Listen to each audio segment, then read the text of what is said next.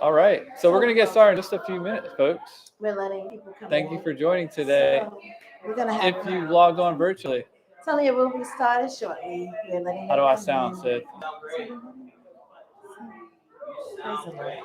Dear Lord, we just thank you today. Let this be a very good show. Let Alex act right and let Annette act. In Jesus' name, amen. I was just writing it down because I don't want to forget what the themes are. Hey, folks. Hey, folks out in the virtual world. Because you know I forget, right? Mm-hmm.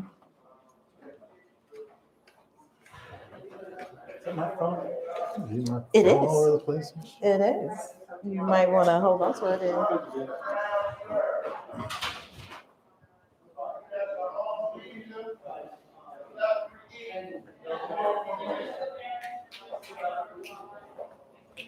All right. I put up chicken plum, grilled chicken, meatball, because Annette don't do no pork. It's a vegan sandwich. Are you vegan? Some days. You like pork? I eat it all. Yep. So help yourself, Alex. I ain't starting for another 15 minutes. Will do. No, we need them to come in. Yeah, everyone come on in. Tell them to come in, bring their food in. Yep. You just want to start? Yeah, Yeah, it's they 12. can- We're supposed to be starting yeah, right come now. on there. Tell them to bring the food in.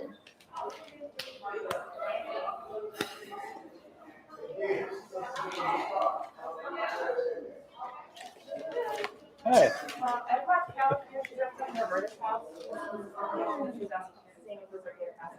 Oh, but not right this minute. Because we can leave some and then at the very end, sure. Okay. And bring people like me up. We can tell them to come in and get situated. Always ready.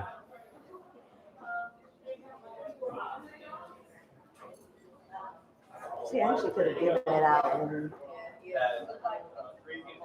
Hey, you can come on in, bring your food. Mike? Come on in and sit down. Come on in, yeah? That's all mic'd up. Yeah, this is fancy. Okay. Stephanie Chipperelli's. It's been a while. Oh, thank you. Okay.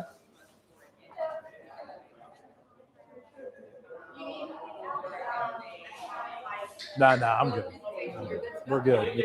Thank you. Hey, y'all, we will be on in just a few minutes. Hello. Hi, everyone. Great.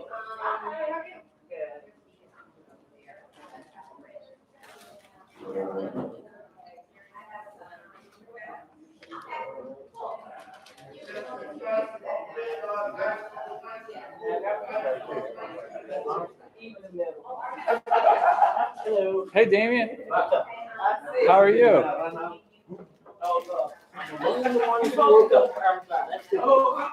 That's good, man.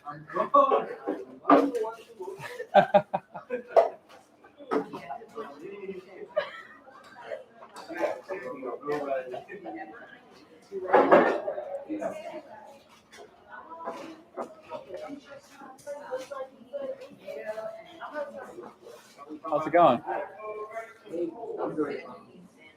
You know what we made?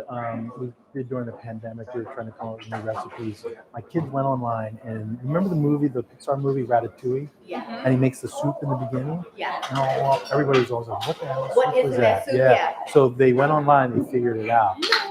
It's potato and leek soup, which like a leek is basically a big onion. Yeah. But you cook it all and then you put it in the blender and puree it, and it's like really thick and the whole house smells like onions, but it smells really, really good. It's really good, and it's like hearty. Because it's all potatoes. So potato and leek soup, like that's the soup. And if you're looking for a soup, yeah, do that. Mine? Really? Where?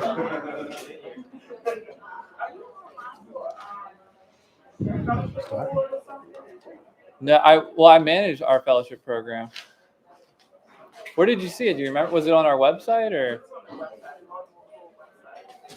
Yeah, it's probably something with the fellowship. You ready, honey? Yeah. Oh, you're such a All gentleman. right, look at him enter frame. Hello, my friends. Hi. Hello. Hello. Make sure to ask your Sure.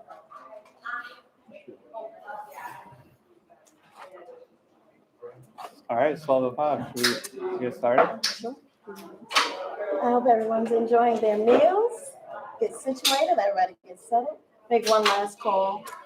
Hey, family out there, we're gonna make one last call. Yeah, to and can we bring- shut those doors too? I Yeah. think? Stephanie, can you tell them if they're coming in to join us? And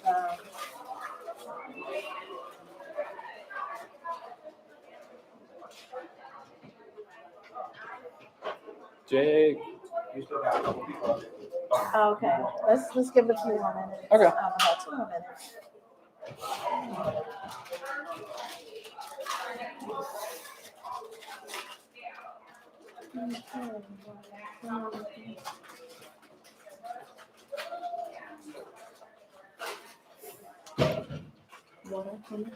Mm-hmm.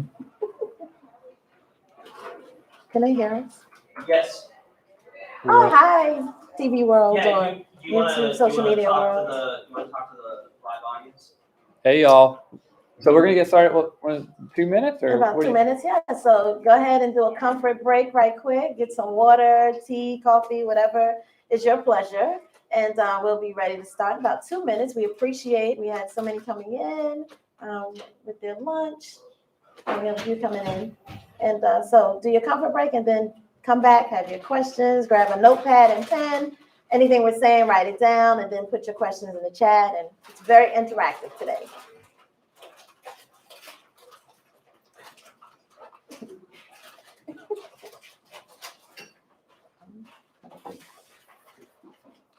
Look at all these beautiful faces.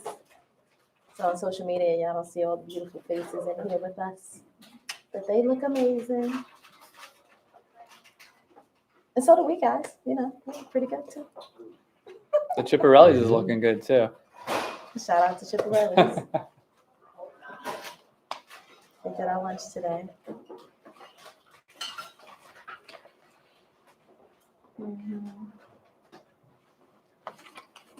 All right, I think we can get started. Somebody's trying to get in, okay. All righty. All right. What time?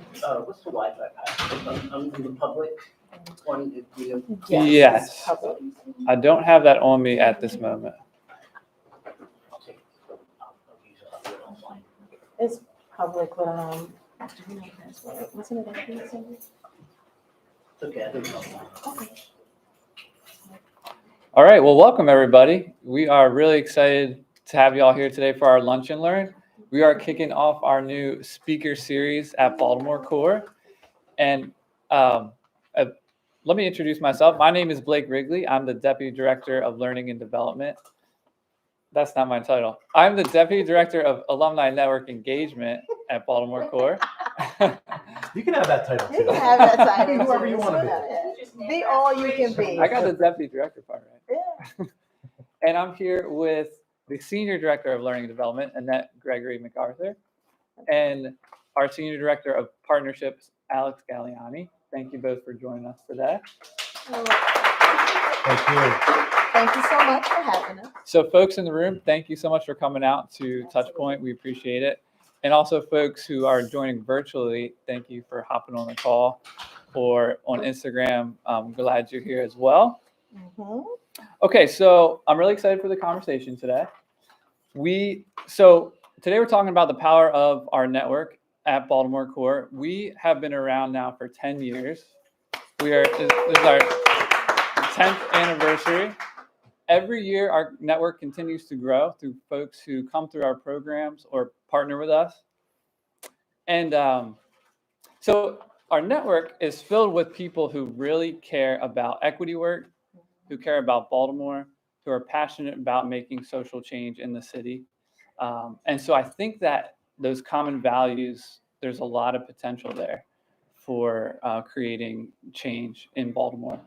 And so we're going to talk about that with my two friends right here. And I think it's going to be a great conversation.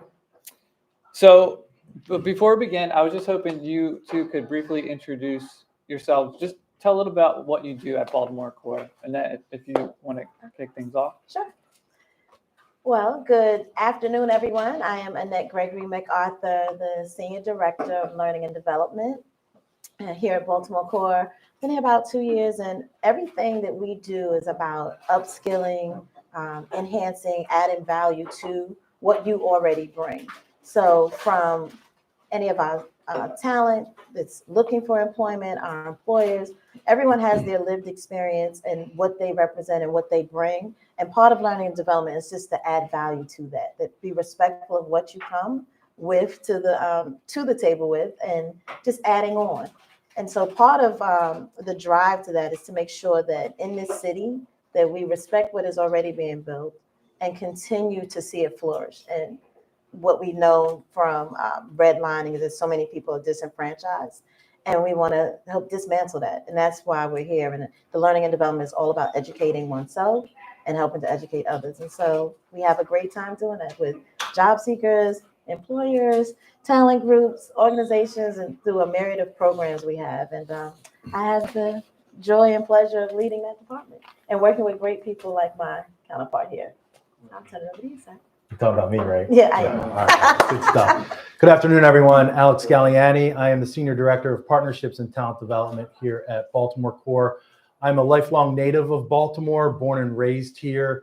Went to school here, went to college here, met my wife here, started our family here. When I say it like that, I'm like, I need to get a life and get out of here. But Baltimore really is home for us, and really proud to be part of this organization and lead a dynamic team of both business development professionals and recruiters that are focused every single day with connecting folks from Baltimore with job opportunities, and not just job opportunities, but the right opportunities that really provide an on-ramp to future opportunities and growth and development, and allowing folks from Baltimore to really excel and grow and follow their passions and their dreams.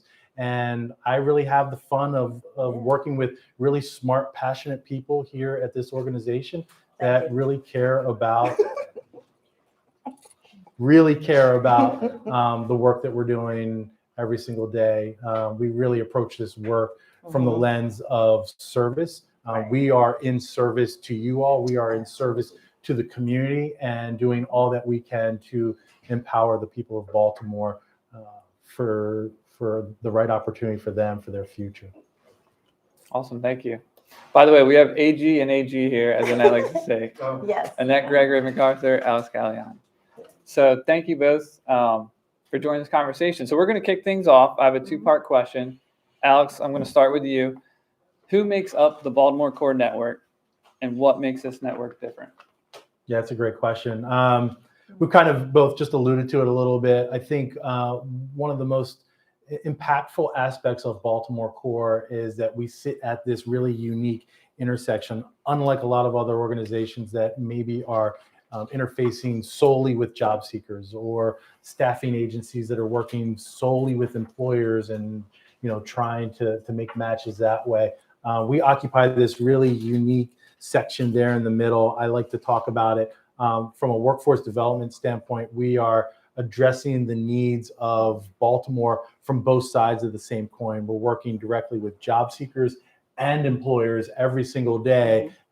And the corny way that I like to explain it is we really play the role of the matchmaker and connecting both of those, and really supporting job seekers to make sure that their voice is heard and that they are advocating on behalf of themselves to make sure that they have the right opportunity and they have all the information that they need in order to be successful. Work very closely with employers to make sure that their job descriptions are written in an equitable and inclusive way. One of the things that my team does so well is from an objective third-party lens, they're able to really look at these job descriptions and really parse out what are barriers and what are hurdles, and really push back on employers and say, do you really need this requirement here? Is it mandatory that you have this? Does that really make sense? And wherever applicable, wherever we can remove some of these barriers, that's the work that we're looking to do every single day, and make sure that we're setting our employers up for success as well as the job seekers. So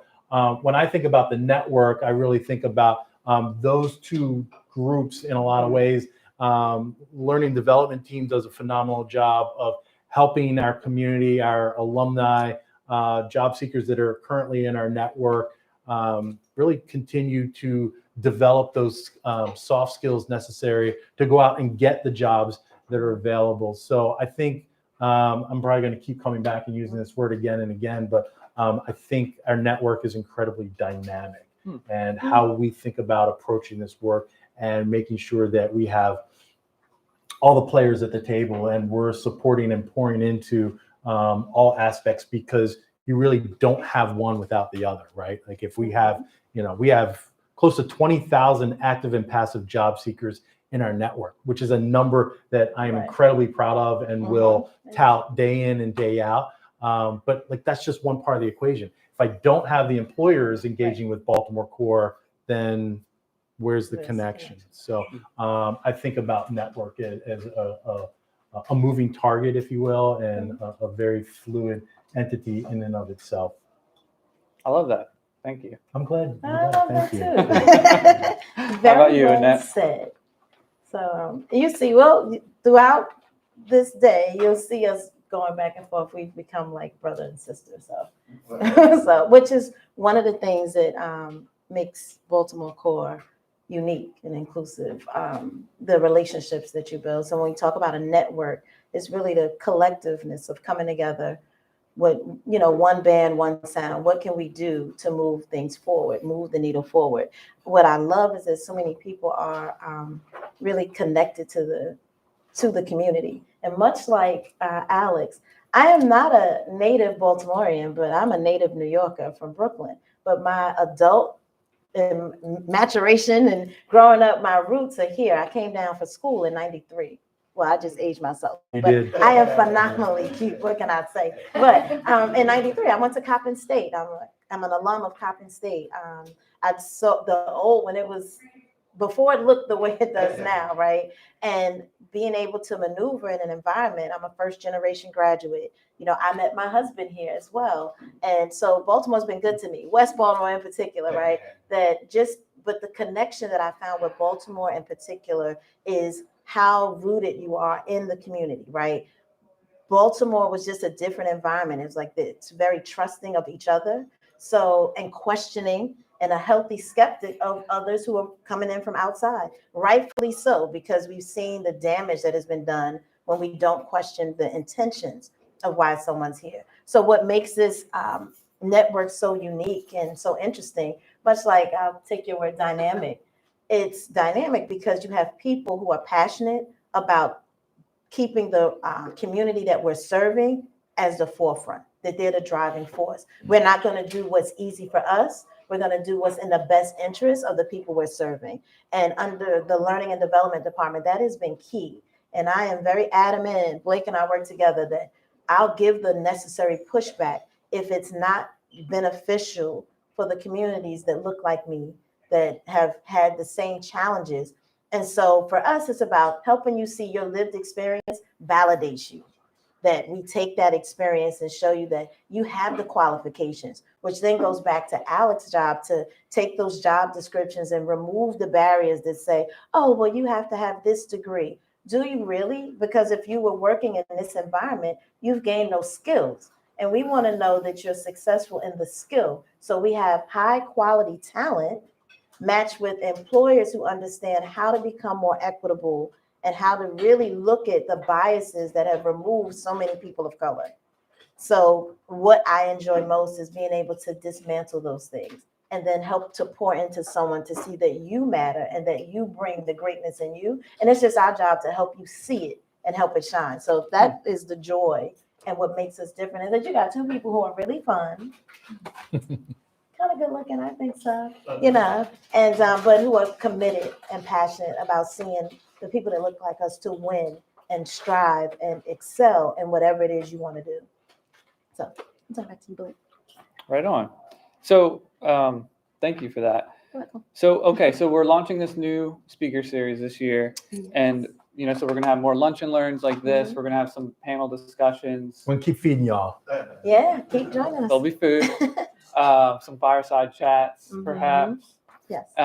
So my question is, with this new speaker series, I'm wondering what the themes will be and why were these themes chosen? Great question. And so I believe that you don't have to try to remember everything. I write things down, trust a long pencil or pen than a short memory. So for this year, right, the speaker series, right, I write stuff down. I'm the queen of it. So we were intentional about what can we do to see the trajectory we're on. So we've had several programs that were coming to a close. The 1 year was concluding in September, October, and we have some who will be finishing in November. So we want to see how can we position people for success. So we're going to have a job fair that's coming in October. But we also looked at what is happening throughout the year. So Q1 for us, so our fiscal year starts in July. So you'll hear me say Q1, but this quarter, it was all about workforce and professional development. We wanted to have this series to launch for you to say, like, the power of our network, get connected and stay connected. Like, who do you already know? Who's already in your network? And start to build those relationships and explore what can you add to that person and what can they add to you, and see how you can continue to build. So this launching and then the job fair, and part of that, like I said, we have several programs that were ending. And now that you had this training, we didn't want to just say, oh, now run into the world, you're free, go. No, we wanted to be intentional. You've completed this program, you've gained additional skills, and now we're going to put the employers in place for you to meet and see. So we have our job fair, and that's where Alex was doing a phenomenal job of looking at what were you already trained to do.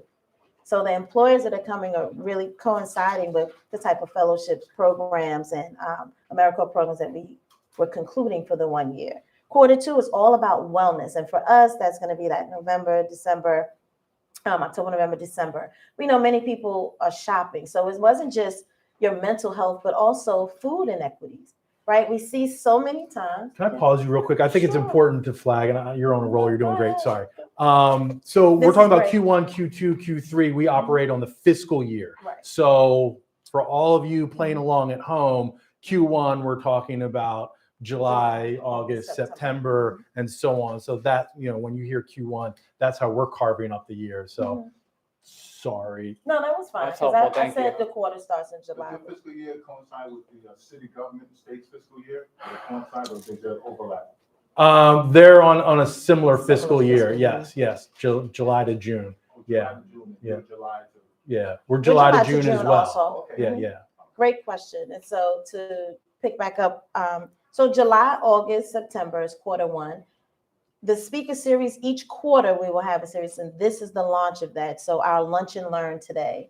And again, it was all about positioning people. So in October, we'll also have the job fair. But October, November, December, which is Q2 for us, is all about wellness, your mental health, what you're eating. We know that so many people, especially around the holidays, so we were intentional with how can we make sure that food inequities and food access is something that we discuss. So we're going to highlight some of the organizations that are giving away food, that we know there's organizations and communities that are having challenges. Sometimes we've had city government fellows that worked in some of these offices, but didn't know that, oh, wait a minute, down the block, they're not getting food delivery, or there's seniors and they don't have access.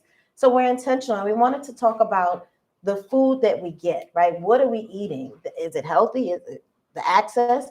We know so many times in impoverished neighborhoods, communities that are predominantly Black and brown people don't have grocery stores with healthy foods.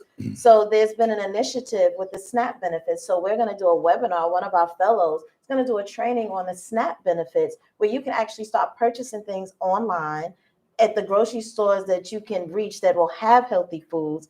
And then, this is something nationally that people can be aware of, that if you can't get to the grocery store, there's Instacart and all these different things that are now participating that will accept SNAP benefits. So you can start getting healthy foods. And oftentimes we don't know the information, and what we don't know can kill us. So we want to bring access to the information so then you can utilize it. So that's Q2. It's all about wellness, food access, and your mental health. We want to make sure that you take care of you.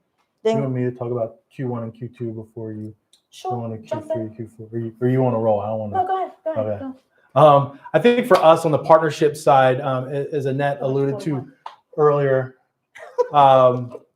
we work very closely, our two teams in particular. So we sat down when we were making our plans for this upcoming year, and you're going to start to really kind of hear more about the overarching theme, which is access and equity. So all these conversations, these different topics really fall underneath of the umbrella of access and opportunity, and from that lens. The other piece for us that we think a lot about is, hey, we collectively here in the community are all doing really great work, right? So how do we give voice to that? How do we amplify that? We know as an organization, we need to be more intentional. We need to do a better job of telling not only our story, but your story as well, and providing space, place, and a platform to really elevate these voices and highlighting what's working as well as what isn't working across the community. So that's a lot of the excitement that we have. And personally, as it aligns with the partnerships and talent development team, we think a lot about how does opportunities like this enhance the overall work and the mission that we have and that we're doing, and quite frankly, help us do a better job at the work that we do.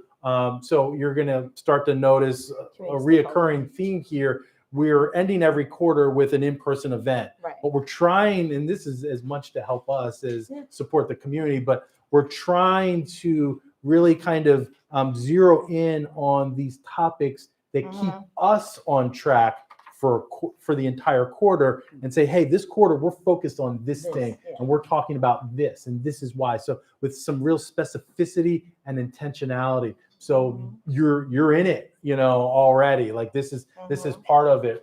Workforce development for Q1, but we're also running a job fair next week, our first ever, which to me in some ways, like, we're Baltimore Corps and we're doing this work every single day from a placement standpoint, and we're just now launching our first job fair. So we're super, super excited. So that was my shameless little plug to you all to come out and join us for that job fair in whatever capacity makes the most sense for you all. But again, talking about intentionality, we're going to launch our very first community stakeholder meeting just before the job fair. So all of the vendors, and it's open to the community as well. The way that I'm talking about is we're looking for the smartest, most passionate people from across Baltimore that care about workforce development and care about talent acquisition and helping folks find the right opportunities. We're inviting them to this really kind of, I don't want to say private because it's open to the community, but it is a safe space. It's a roundtable discussion. I just got confirmation from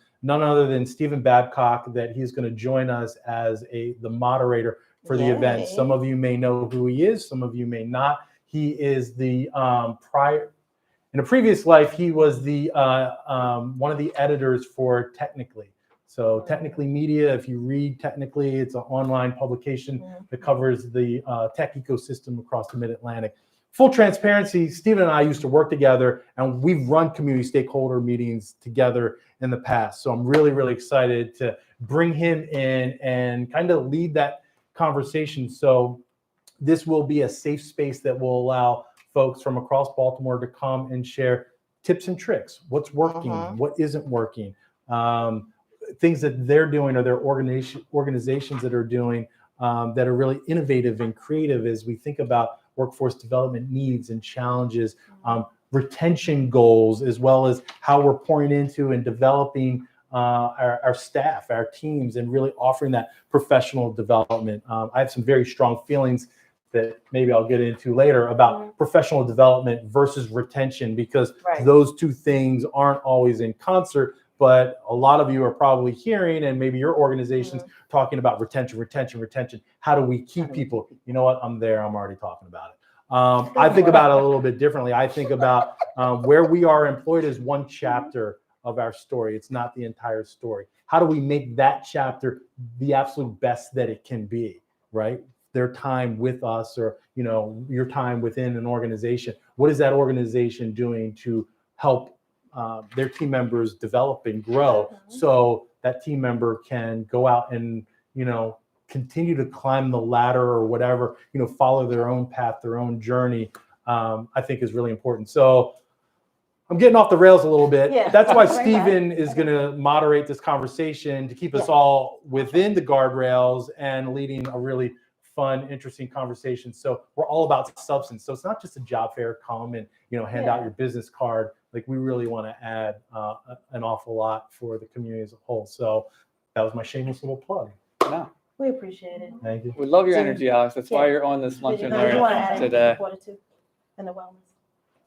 Food and Gosh, wellness. yeah, I'm rambling. That was Okay. just Q1. No, Q2 I think is I think That's wellness, piggybacking right? off of Annette, it's really important for us in conversations that we're thinking about just holistically how we're supporting folks from across Baltimore, and that mental health piece, that physical health piece, food inequity. I think all of those things really fall under the same umbrella. So we want to make sure that we're paying attention. Yes. What's your name? My name is Marion Crosby. I'm a native from Baltimore. Awesome. I'm 42 years old. I recently graduated last year with my bachelor's in healthcare administration.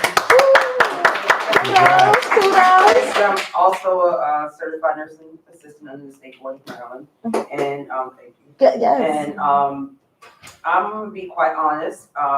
As 42 years of age, I really never heard about America Corps or Baltimore Corps. And what kind of marketing tactics are you guys using today to get out to the public that you are here and you are helping the community and things of that nature? Because I never heard of it until I applied for a job, which I am starting with you guys in October as a program coordinator. That's awesome. Prior to me applying for non-clinical position, and you guys reached out to me for the job. So what kind of marketing tactics? That's a great question. Yeah.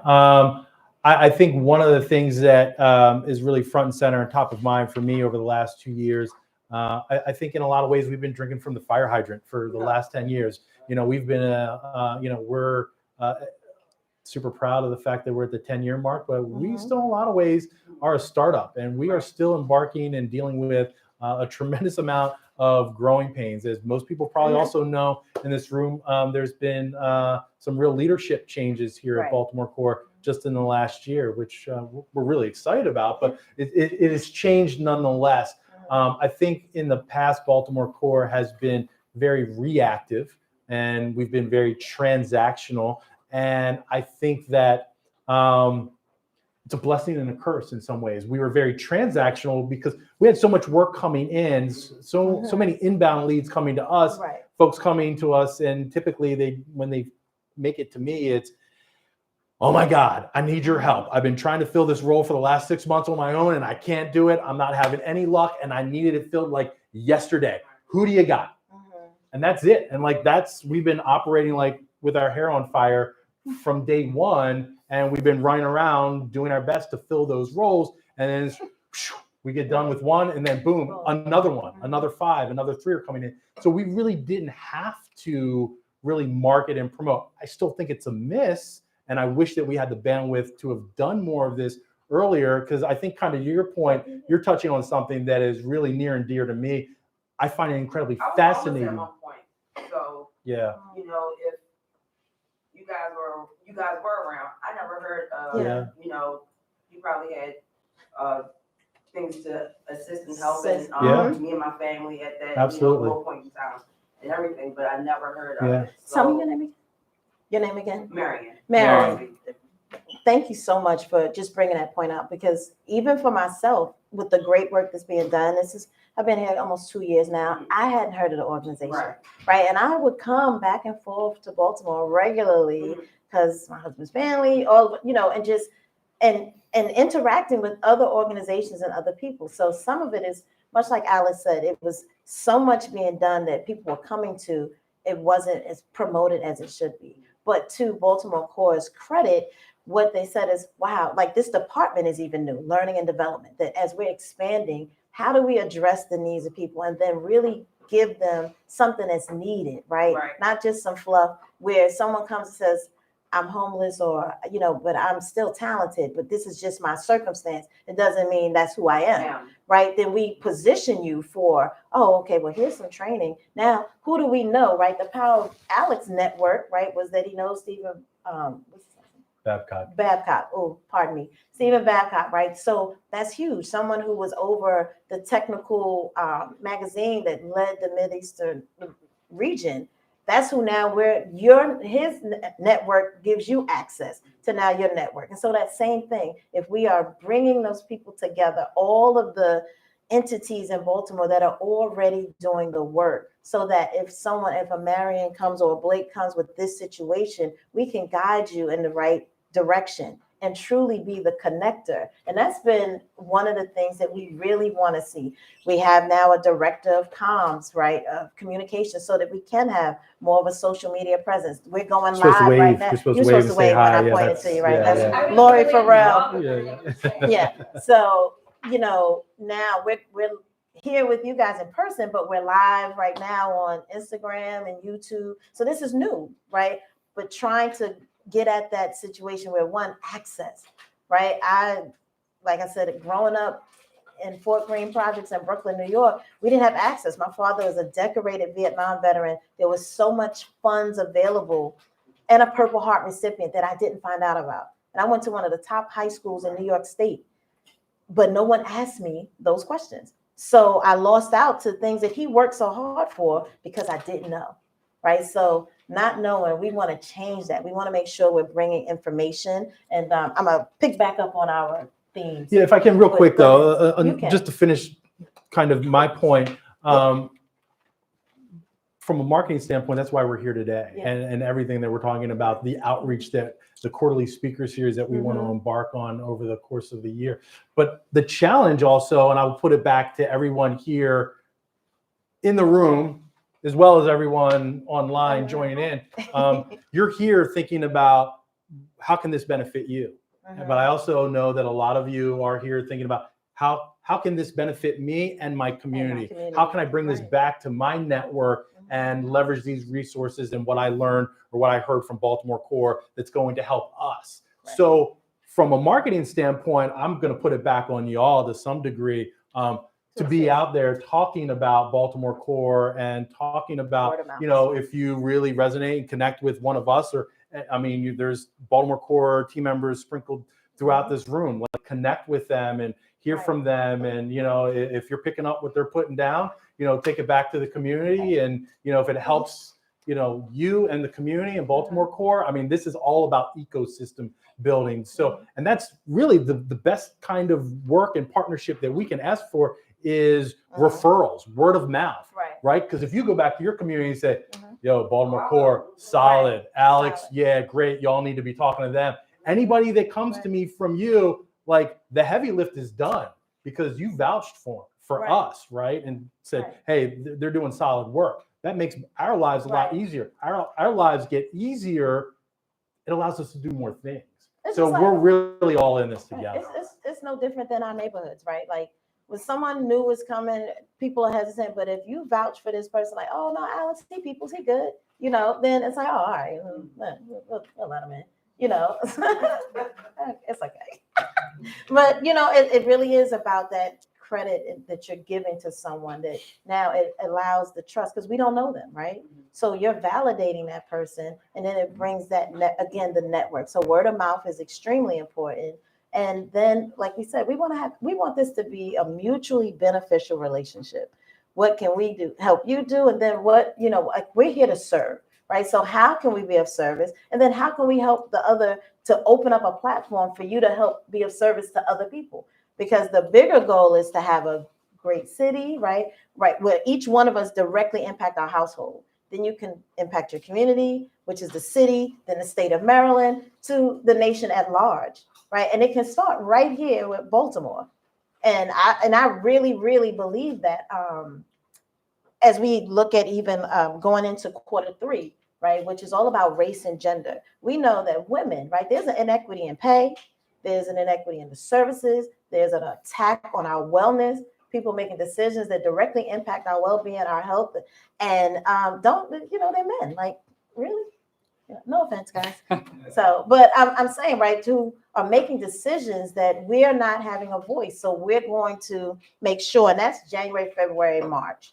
So we're going to talk about Black History Month. We're going to talk about building generational wealth, right? We're also going to talk about what has hindered, right, some of the white terrorism and the impact it's had on building generational wealth, entrepreneurship here in Baltimore. And then, in March, of course, is Women's History Month. So what better way to have a speaker series than to have a women's panel of women in leadership and the impact of the greatness that lives in us, right?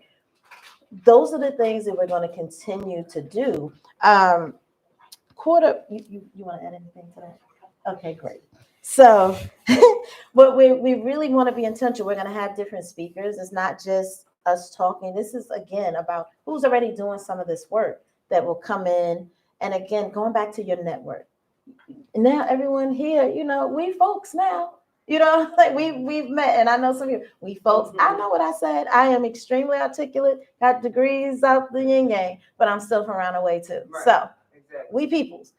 This is your network now. This is who you have access to, the power of our network. And then that full circle Q4, which is going to be April, May, and June, all about transportation, right? Because if we have these venues and you don't have the ability to get to them, then how good is that, right? So fortunately, social media gives us some access, right, to nations at large, people at large that you can hear. But if it's something where you want to feel and touch and say, oh, that's a real person. Oh, Blake is cool. Oh, Annette is all of that. But, you want that energy is hard to sometimes pervade over the camera, but you can feel the energy. You can see it. So we want to talk about transportation and like that equity and access, reviving the red line, connecting East and West.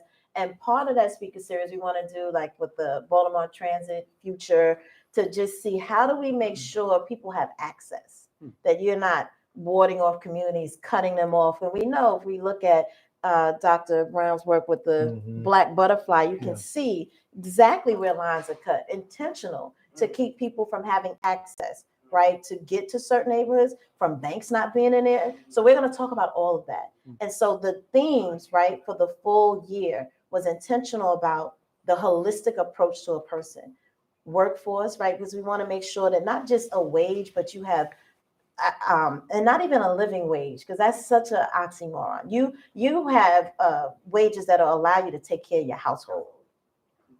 We were intentional of like, who are the employers that understand that we need to be clear on making things accessible?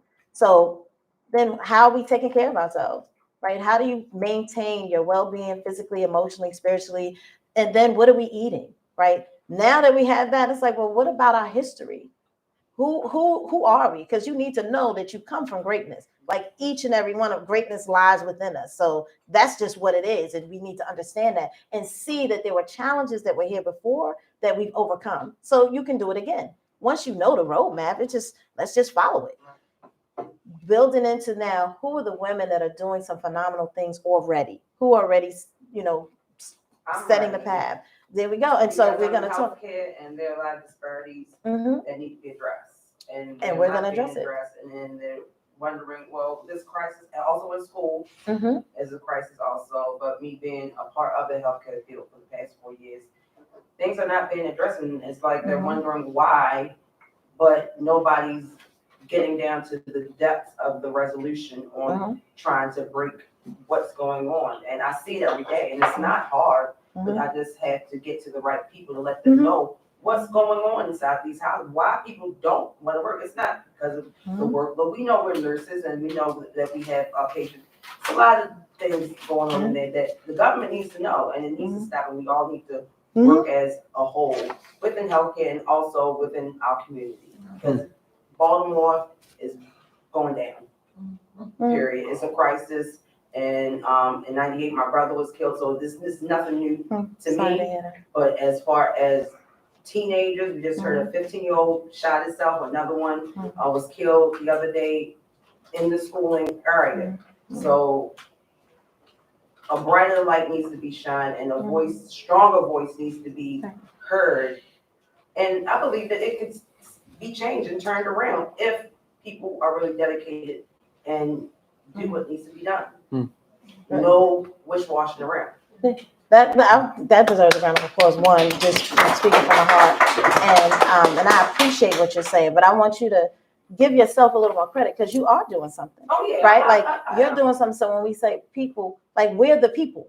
So you're already doing something. And then it's that now again, it's other people all over, but we haven't been able to converge and come together. And that connector that we want to become for Baltimore is just that. And, you know, loss is something horrific, and it's a tremendous amount of loss through the violence as well as personal loss. I'm a widow. My husband born and raised here, and that loss was tremendous, right? But how are we dealing with that and positioning people to talk about the topics that were so taboo? Mental health, wellness is extremely important, which causes that bitterness and that anger, because we haven't figured out how to channel that energy in a more positive and effective way. And so that's why we really want to make sure we're presenting opportunities that allow someone to have an outlet to speak about what's triggering them, but also now I don't want to just talk about the problem. What's the solution? I need to take care of my household. I need to get healthy, right? So we want to position people to have access to things that are really going to make a difference and be able to be the change that we want to see.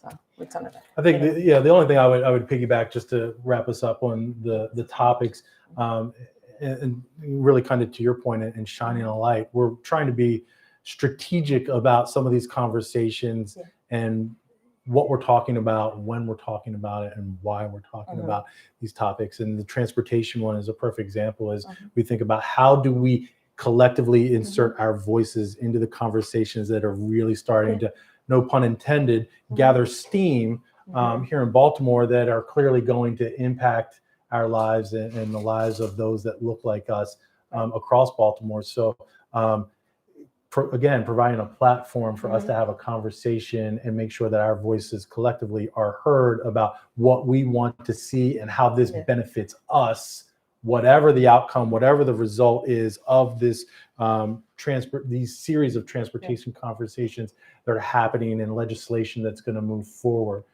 Just making sure that we're bringing the smartest people from across Baltimore that care about that aspect or have real decision-making power about what that's going to look like and how that's going to impact our lives, making sure that they're hearing from us as well. So we're really excited about the year and really just thinking about how we move forward with real intentionality. And, you know, we've talked about it already, but, you know, we really have an open door policy. You know, we should be on everyone's speed dial here. You have a question, you have a concern, you have something to add, you want to take a longer conversation offline, we're here, we're available.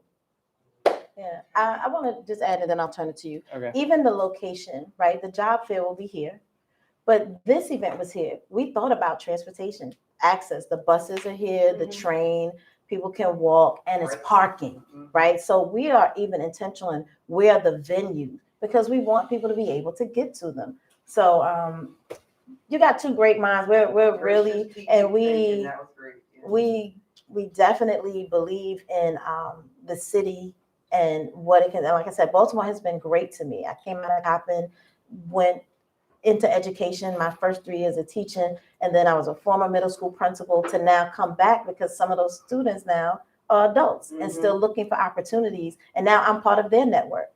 And so we want to continue to build. And like I said, everything we do is about adding value and making things equitable and putting people in position to be a resource to someone else. So I know you knew this was going to happen with Alex and I. So we're going to turn it over to you. Once you get these two started. But that's why I wanted you guys to be a part of this. We go at it. We go at it with the thoughts and being intentional and really trying to make sure. All right, he's checking his watch. We got to go. We got to go. All right, so we got 15 minutes. I want to make sure we have time for Q&A from the audience. So why don't we do that, and then I'm going to turn it back to you guys to wrap up. Cool. Okay. How's that sound? Sure. All right, cool. Questions? Yes, sir. What's your name, sir? Dr. Adrian Paniagua. And I have a similar experience with this young lady.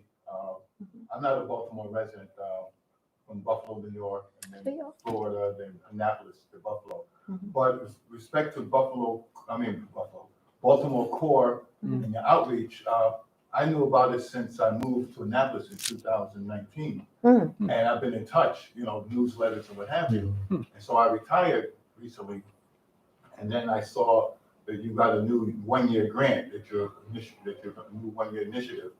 So I applied, and then a young lady, I think a very accomplished recruiter, senior recruiter, forget, Miss Rashawn. Yes, Yeah. Rashawn Shaw. Yeah. Yes. She's right out there. She's She's here. right here. Yeah, We'll make yeah. sure you Yeah, meet her. and so, she emailed me right away and said, would you consider, I'm like, sure. And so, but I've been getting newsletters from you folks, so whatever outreach effort you were engaged in prior to your initiative, it seemed to have worked because I was getting contacts and offers to come in and do this, that, and the other, but I was already working. And as far as this young lady's background, I wasn't homeless per se, but I was in foster care twice in the 60s. And back in the 60s in New York City, there was not this huge government safety net. It was basically run by nonprofits. I had two great Jewish foster mothers.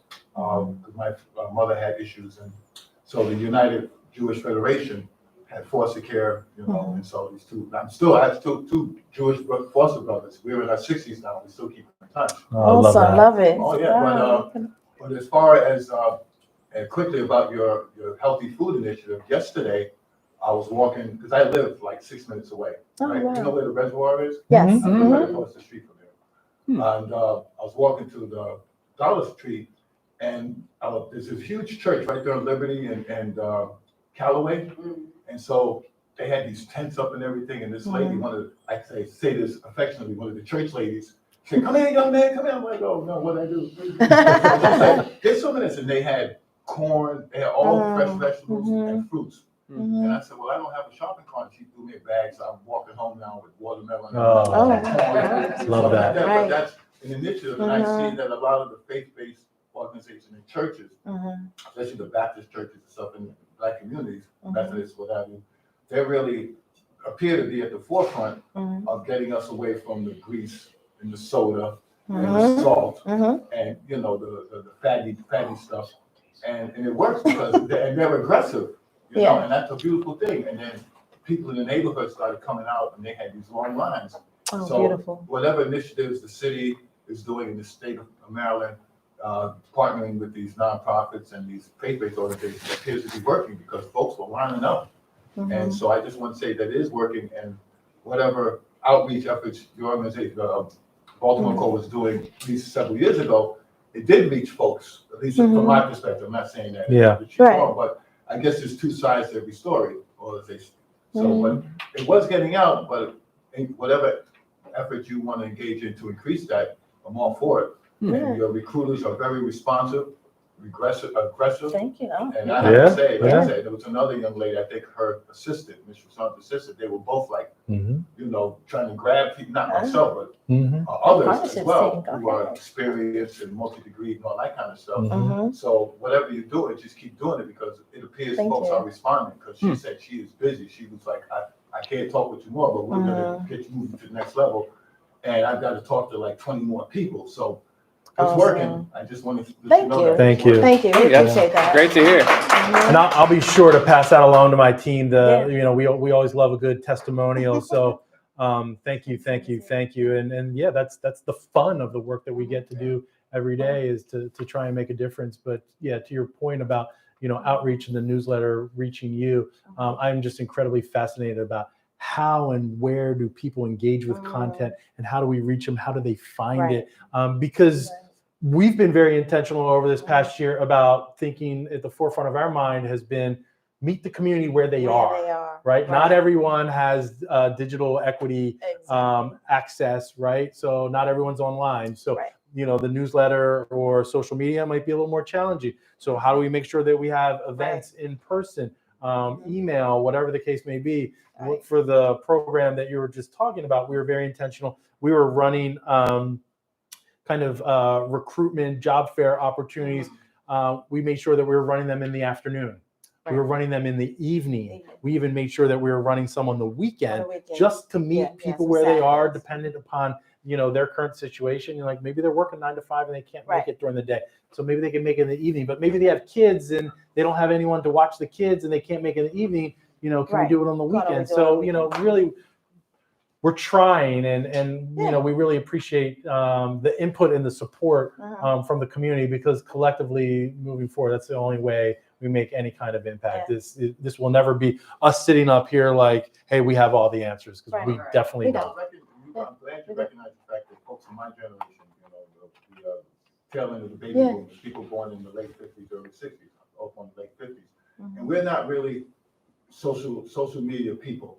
Right. I boggles my mind and stuff. I was like, no, so I'm not on anything Right. on LinkedIn, but that's my generation. You know, Right. we keep our lives to ourselves and to our Yeah. small Yeah. circle. Hmm. So if you're looking for folks, if you're considering recruiting folks who are, like I said, in their 50s or 60s, social media is not our thing.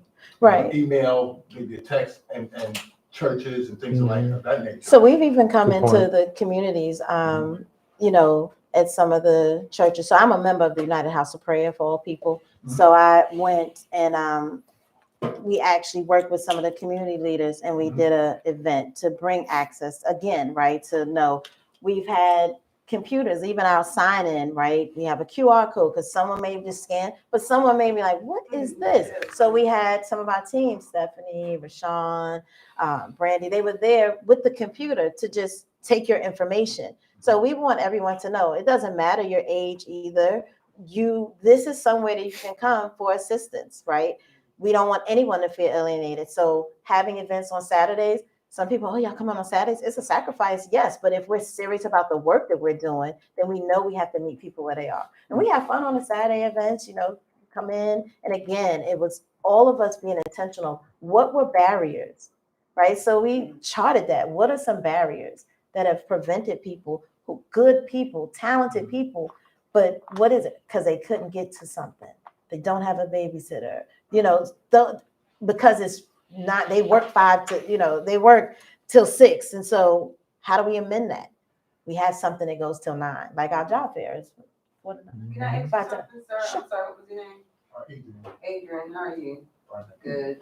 As the end of the baby boomers, do you think that, because you always hear like, oh, they're older, they're set in their ways, do you think if a platform or a creation of a learning environment for specifically that age group to learn the internet and the technical things that will be able to help and outreach more people? Do you think that would be a good idea to just have some kind of learning class or session where people of your age and your background would want to learn?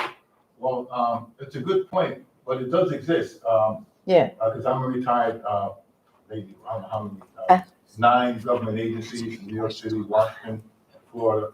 And as a former administrator, we had some of the agencies I was working for, we had those initiatives where we had computer and internet and online learning sessions of during the crack era, where we were seeing more and more folks in their 50s and 60s addicted, becoming addicted. So these agencies, some local governments, they recognize that seniors now were in crisis because of drug things and also the internet age. So there does exist a lot of the churches and communities have these internet and online learning sessions specifically for seniors. So it does exist. Maybe they may have to start, but I'm not that keen with all the social service infrastructure of Baltimore, because I did work with the health department during COVID for about a year as a contract worker. So it does exist. It's just that I find that it's a matter of choice, not a lack of resources. Right. It's just that, like I said, my generation, we're not that keen about talking about what we're doing. Right, Yeah. right, online, absolutely. And that's sure. something that we all have to It's a be. matter of choice rather than a lack of resources. Yeah, and we all need to be mindful of like the entry points, and it goes back to what Alex was saying. But I want to make sure. Do you have a question? Somebody had a question. Right over here. Yeah, say your name, sir. I'm sorry. My name's David Baker. In fact, I'm part of Baltimore Corps. I'm originally from AmeriCorps, and because of changes in the site, what have you, I've been assigned to Baltimore. I too didn't know who Baltimore Corps was, and I'm finding out because I've been tasked by both Baltimore Corps to expand the database of nonprofits, and I've been reaching out. I've reached out to Park Heights, the Renaissance Project in Park Heights, and they had also, where I just found out they work with us, and I'm trying to bring them back into the fold, as it were. And I found that they had a card, they had a lot of written literature about who they were, about where they, how long they've been around, what they do.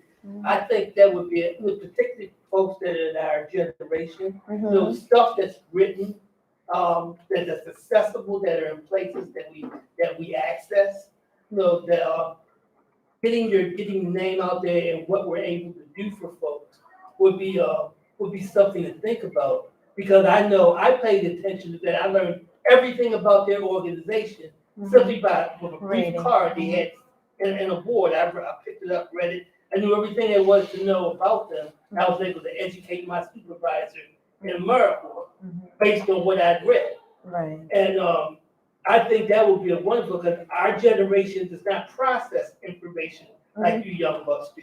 We really don't. We read stuff, we talk to people. Right. We don't internet chat, we get on these things and watch folks. We don't do that. If you want to communicate to someone of our generation, you have to do things that we did.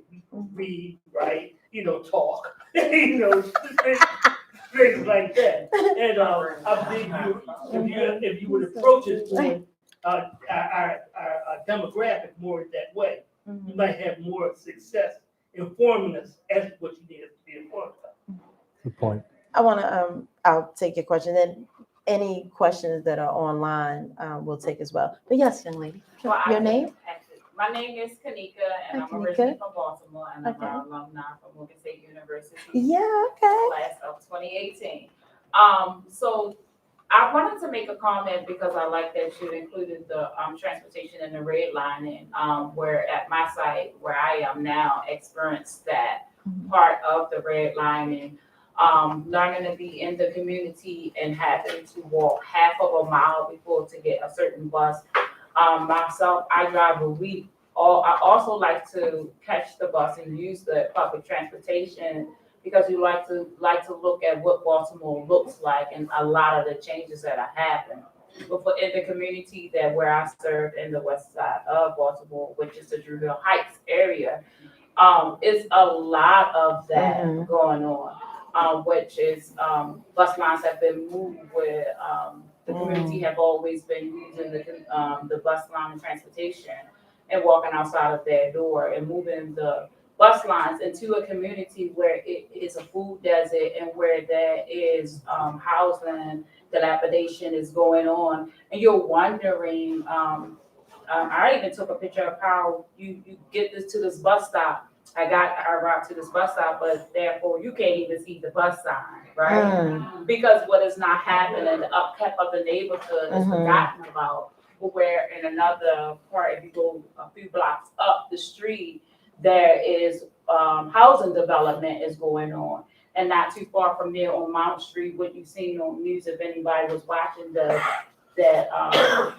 house that had that it crashed or broke down or that child that I passed that area, right? Because I walked through the area when community is asking about these things. And I'm like, hey, these things are in your community, but how far do you have to travel to go to this farm that's in your community? And why can't you get there? If I did not walk in that community to get to that bus stop, then all those things could be missed. And who wants to stand in that community? But because I'm serving with Maryland Corps, Baltimore Corps and AmeriCorps is the reason why I can put myself aside because it's not about me anymore.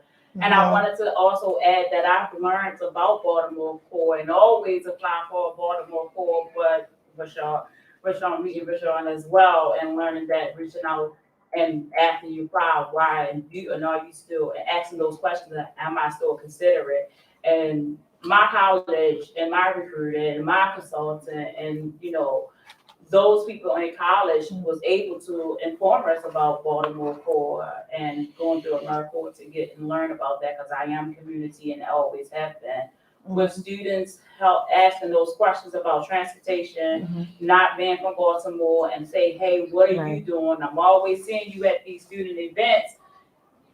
Transportation is changing in Baltimore, and I went to this state and it works in that state, and I see how the bus line goes, and I can walk out from this hotel. I'm a visitor there, but what looks to see Right. It's not always the same thing that can work in our city of Baltimore with all those things that have been said. Do silver bikes and getting us to where we are now. Right. Thank you. Cool, thank you for sharing. Thank you.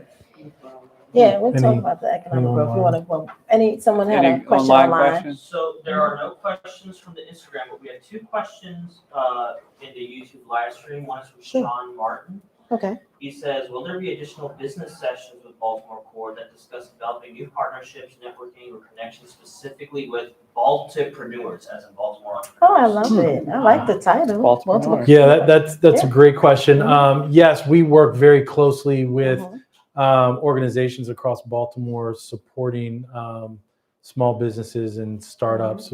We have a really fun and unique partnership with Johns Hopkins, Bloomberg Philanthropies, supporting the 10,000 small business alumni companies locally in Baltimore. So essentially, they identified a real need for helping those organizations really grow and be successful is access to talent. So that's exactly where we come in. So we step in and we work with those companies directly to help match talent on their behalf. And I guess the even shorter answer is absolutely. If he wants to reach out, call, get in contact with the partnerships team. We are always taking really kind of one-off conversations and putting partnerships in place that are more a la carte. So if there's an organization that, hey, I need some help filling a couple roles here and now. I know I'm going to need to fill some more roles in the spring. I'm also not doing a great job of my own brand awareness and getting our name out there. Is there something Baltimore Corps can do? The short answer is yes. And then we work very directly with those employers and those companies to really custom tailor a partnership that really benefits their needs. So this is not cookie cutter, one size fits all, and this is what Baltimore Corps does, and this is what you have to take advantage of, or what you have to do. Like, we are very focused on what makes most sense for the employers and for our partners. And, we have kind of a mix of all these different things that we can bring to bear. And then it's really up to us in conversation to really kind of, figure out exactly what it is that is going to make the most sense for that employer and put a partnership in place that really speaks to those needs. We definitely believe in getting your voice. So you will get a survey. There'll be a link to share just how well you thought this went, but then what are things you want to hear? So from the Learning and Development Department, we absolutely will be doing things for entrepreneurs, which we said even in that Q3 of just understanding entrepreneurship, specifically in Baltimore, creating generational wealth. And then what are the tools and systems that need to be put in place to help entrepreneurs? And we have some in our network who are already trainers and consultants, business consultants, that then you would have access to. So Sean, if you can, also when you get we'll post it online, also the survey, put in there exactly what you would want to see and in what way you want entrepreneurs to be assisted. Because then we look at that. We really take the feedback and then create what's best to be of service. So we appreciate your question as well. Next question. There is one more from Virtual Village Learning Center. Is there a community navigator type platform that Baltimore Corps can offer that allows community members to see where Baltimore Corps partners are located in real time around the city? Great question. Great question. We don't have that. No, we don't, but that's a great idea. Right. So short answer, no, we don't have that yet. What we're doing now with all of our upskilling of our website, the redevelopment, the rebranding, those are things. We're actually going to have a library with some of these actual trainings and things that were recorded live will be housed, where you can just go and say, oh, let me click on that. There'll be a what do you need to know? Articles. So you'll have access to all that, but this is great. And we have our director of comms, Ms. Lori Farrell's here. And part of what they're looking to do with our comms department is really create that connector. And so when Alex and partnerships team and learning and development come together with, these are the things that we know in our network, we can then have this platform put. So it'd be a great creation. And Lori, you can go ahead and speak to that. Well, I have a question actually. Oh, sure. You have Okay. spoken just to people can reach out? What's the best way for people, say if they wanted to reach the partnerships team or if they had other questions? What's the best way? With email address or? Yep.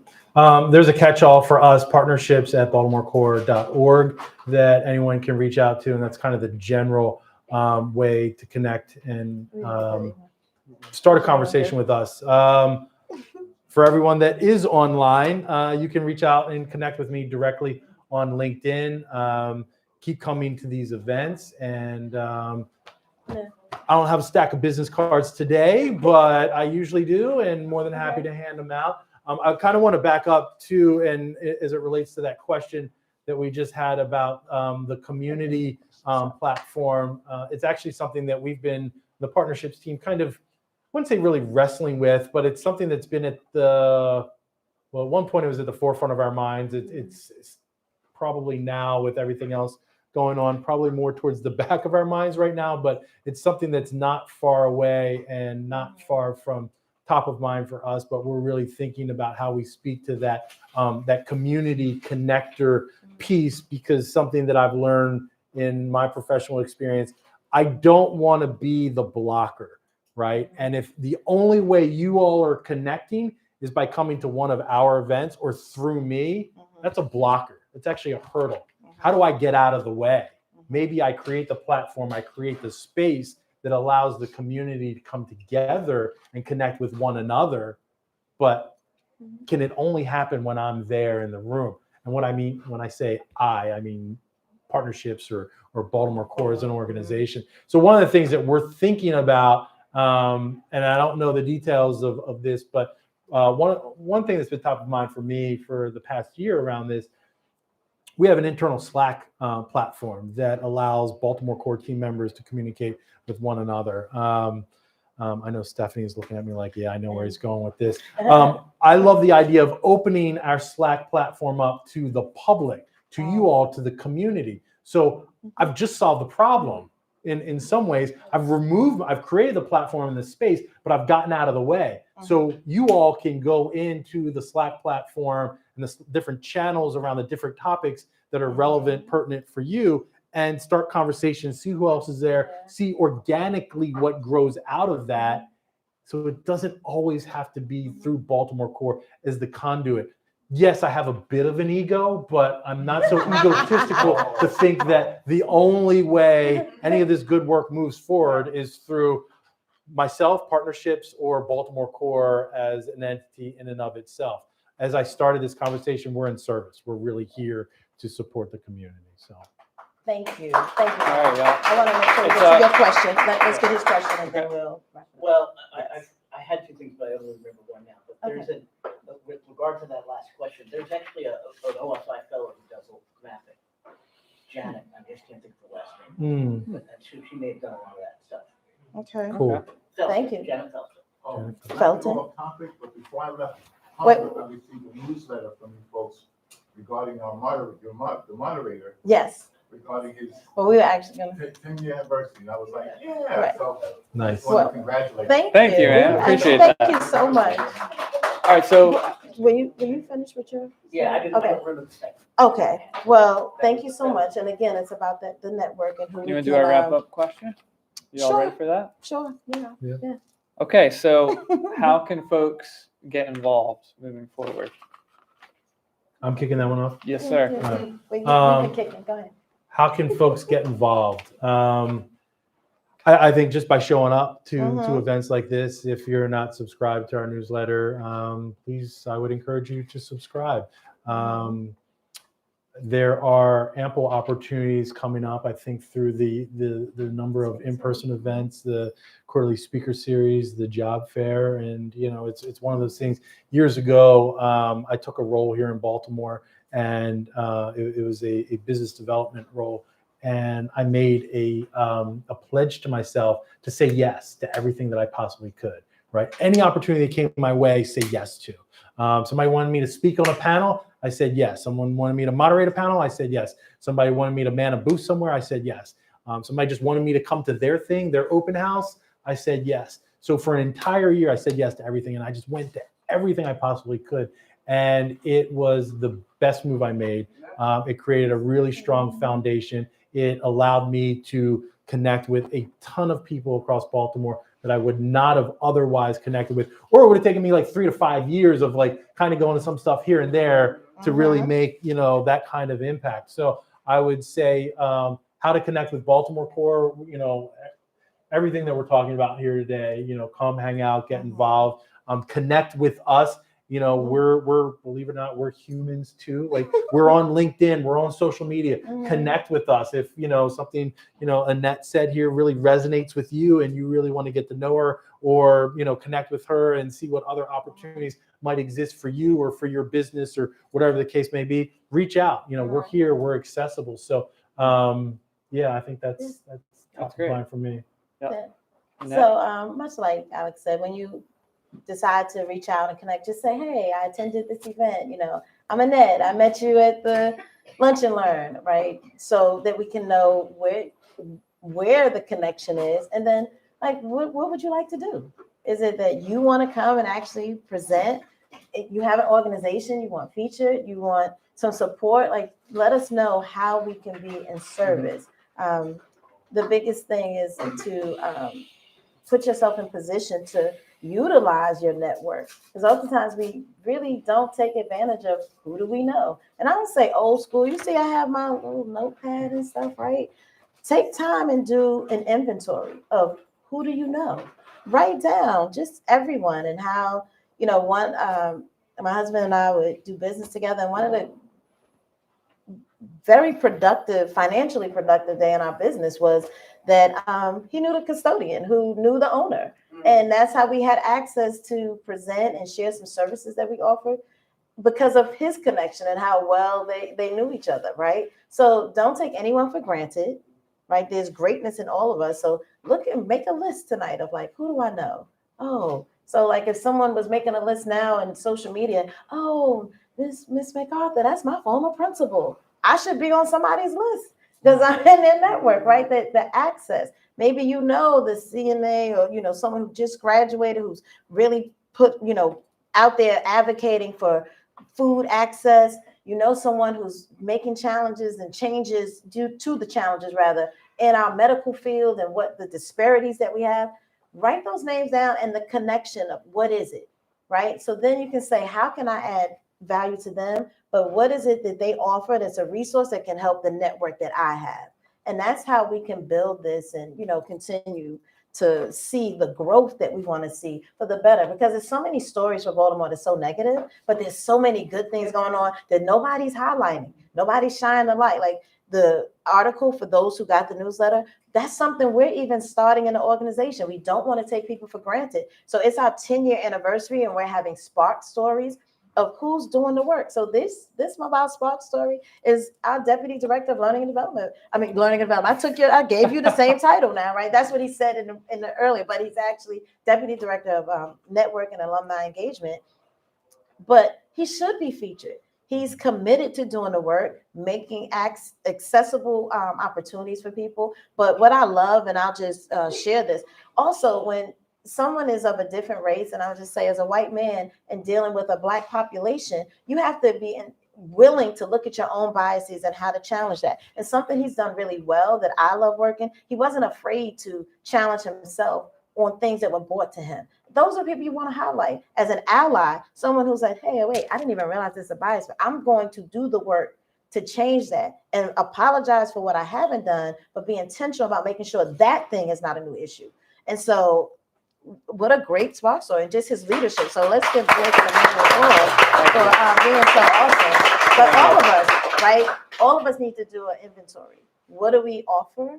And what are some biases that we may have, even of our own city, because of a narrative that was painted? How many of us, pour into and feed into white supremacist systems because that's the narrative that's painted? So we have to make sure we eliminate those things and really see the city for the greatness that we really have here. I mean, like I said, it's been good to me. My husband is deceased, but girl, 6'4" and fine. You know what I'm saying? So, but those are just, and I think we have to really take pride in the city that we're in and and the value that's here. And so, I think if I could just to piggyback off of your point, I think that you made that was so well received for me anyway. that there's greatness in all of us. Mhm. And you know, the question being, you know, how can people connect with us? How can they network with us? And my other challenge would be, and we talk about this on the partnerships team all the time. If you work with my team, you are going to get a ton of value. We will, we are okay with giving a lot more than we may be getting. Right. And I would encourage all of us to think about it that way. If you're thinking about networking, connecting, whether it's with me or Baltimore Corps or wherever, you know, it's one thing to go ask for something. It's another thing to go and offer something. Right. You know, when you have an ask, you also have an offer. What can you give? Rather than, you know, lots of times we think about what we're going to get. What's in it for me? What's in it for me? Right. And I know for a lot of us, we're in a situation where we really have to think about what's in it for me because I'm in survival mode. I'm not discounting that at all. But but to your point, there's greatness in all of us. We all have something to offer. And it also puts us in a different light, right? We're not here asking, begging for the scraps. It's, hey, I need help, but I also have something to give. So now we're peers. Now we're on the same level. So I would encourage all of us to think about how we empower ourselves and just that mindset shift and think about, what am I giving? What do I have to offer in conjunction with what do I need? What's my ask? And that comes full circle for me as I started this conversation and I use that word ecosystem. Right. You know, this is an entire ecosystem that will take all of us pouring into and uplifting and trying to grow and develop and nurture for us to really make an impact and move the ball down the field for one and for all of us. So I think that's probably my close. I think we'll probably I love it. So yeah. All right. Thank you guys so much. Thank you. Yeah, Okay, so real quick, I just want to highlight 2 events we got coming up. This Thursday, we have a Baltimore Corps Alumni Network Happy Hour. So any folks who've gone through any of our programs, you all are welcome. This is actually 2 hours, 6 to 8. It's this Thursday, 2 6 to 8. Suspended Brewing in Pigtown, right on Suspended Washington Brewing. Boulevard. No. Not an open bar, but you will get a drink ticket, and we do have food.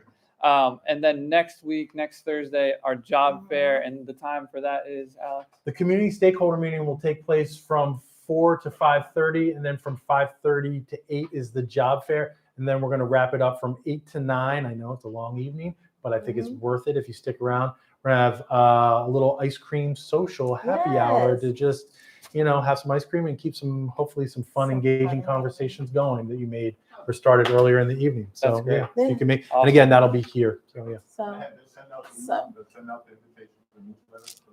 So some of them we'll see an Eventbrite as well. And if you're following us on Eventbrite, you can register for those events.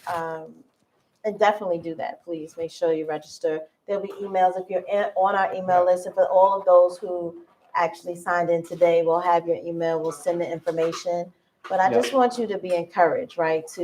That you're here today, that you're making a difference. And Maya Angelou always said, right? People will forget what you said, they'll forget what you did, but they'll never forget how you made them feel. And so when we go out, make sure we're adding something.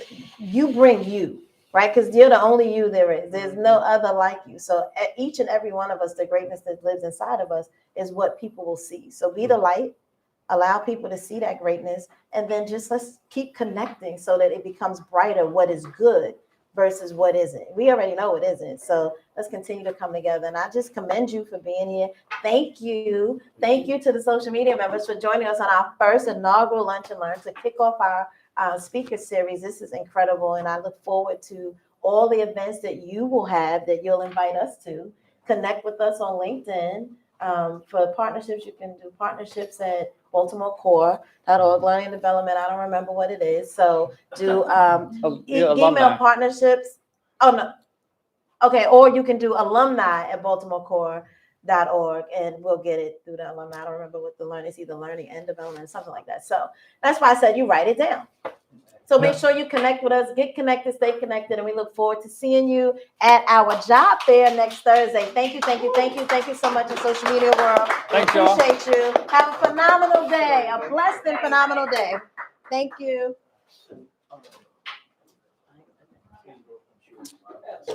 I started. I haven't seen her. I don't know if she's here.